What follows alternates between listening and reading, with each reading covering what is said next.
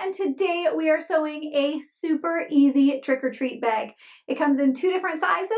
This one here is your toddler size. It's a size small. And then this one here is your size large, and this one is for your serious trick-or-treaters. My boys are in their early teens, and so they are going to be using this size bag.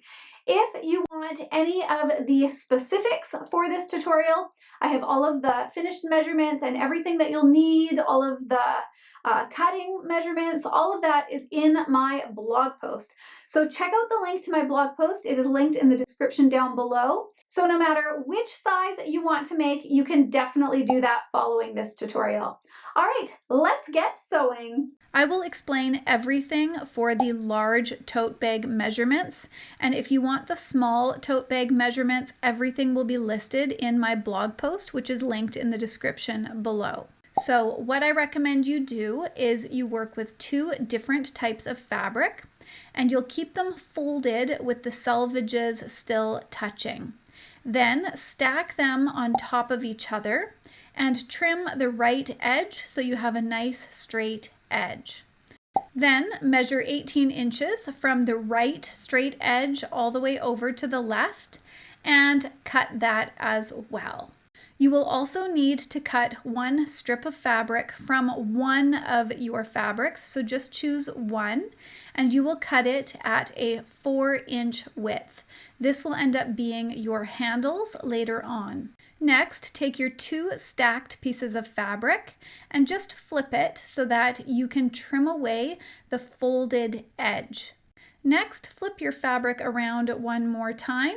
Count 20 inches from your straight edge on over, and then cut away the excess fabric along with that selvage edge.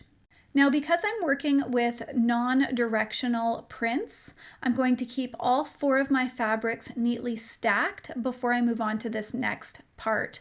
But if you are working with directional fabrics, you want to flip them all so that the directional fabric is all in the right direction before you cut out these next squares. So you're going to mark a 3-inch square on both bottom corners of your bag, and then you will cut away those squares. I like to do this with all of my fabric neatly stacked. It just makes the process go faster. Then take your panels and lay them right sides together. So you'll have 2 sets in front of you, and you will pin along the right edge all the way along that edge, but you want to leave a 4-inch opening on one of your sides. Make sure that this 4-inch opening is on your lining fabric. Then you will clip along the bottom as well as up along the left side. Now for your outer panels, you'll do the same thing. You'll clip along both sides and along the bottom, but you do not need to leave that 4-inch opening. Quick interruption here. I just want to ask you guys to let me know in the comments which size you are making this Halloween. And if you don't want to lose me on YouTube, hit that subscribe button. All right, let's get back to sewing. Then take it to your sewing machine and sew a 1/2-inch seam allowance, starting with a back stitch all the way down to that 4-inch marking. Stop with the back stitch, start on the other side of your 4-inch marking, start with the back stitch, stop with the back stitch at the bottom edge. Do not sew along those bottom cutout squares, but do sew along that bottom edge and back up on that left side. You'll do the same on the other side, you just don't need to have a 4-inch gap. Start and stop with a back stitch on all of these seams, and like I said before, do not sew across those 3-inch square cutouts. And this is what your panels will look like at this stage of the game. As you can see, one of them has a 4-inch opening, so this is going to become my lining. Now it's time to make our handles. Because we are making the large tote bag, we will just cut this 4-inch by selvage to selvage strip in half, and then we will take it to our iron and press it in half, and then fold our outer edges in towards that center crease, pressing that in place, and then finally folding it and clipping it all together. Do this with both pieces of fabric. Then take it to your sewing machine and sew an 1/8 of an inch seam allowance, starting on one end with a back stitch, going all the way to the other end, pivot down and around, and then back up, ending with a back stitch. Do this for both strips of fabric. This will give you 2 very nice, sturdy handles for your tote bag. Next, grab your outer and your lining panels, and you want to press all of those seams open. So the way that I do this is I just twist my bag a little bit so that I can get to the seam, and then I can press that seam open. So do both sides and the bottom. And now it's time to make our boxed bottom for our trick-or-treat tote bag.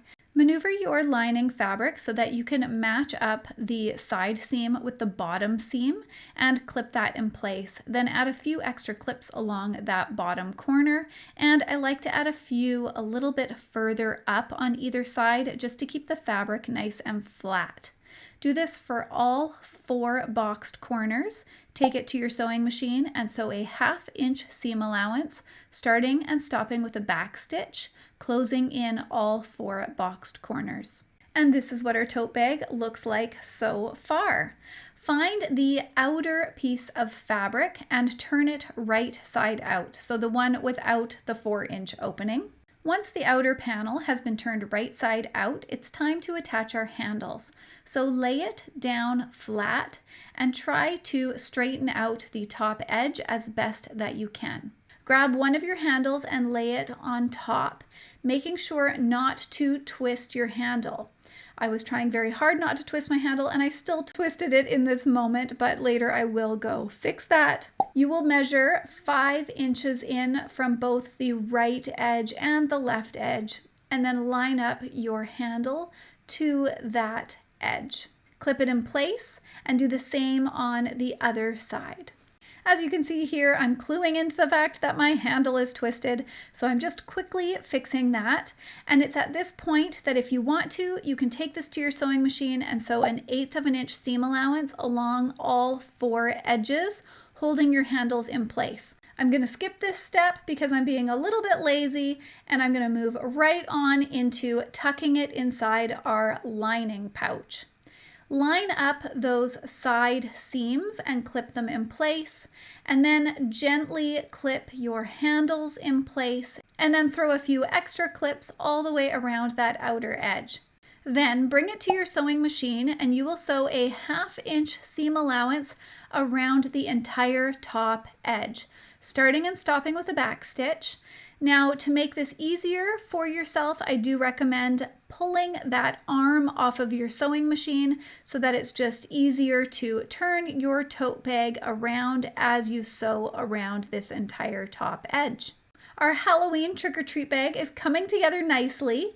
The next step is to turn the entire thing right side out. So reach on in and pull your pouch on out. Find that 4-inch opening, reach into the 4-inch opening, and pull your entire project right side out.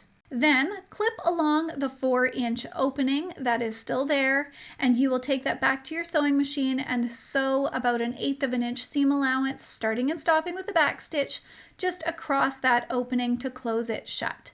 That opening will end up inside your bag, so you really don't need to worry if your seam ends up looking a little bit ugly. Now it's time to tuck that lining inside, and then take it to your iron and press along your entire top edge and clip it in place. Then take it back to your sewing machine and sew a 1/4 inch seam allowance around the entire top edge, starting and stopping with a back stitch. I like to start along that side seam because I find that it hides my little back stitch a little bit better. And once again, this is easier to do when that arm is still off your sewing machine.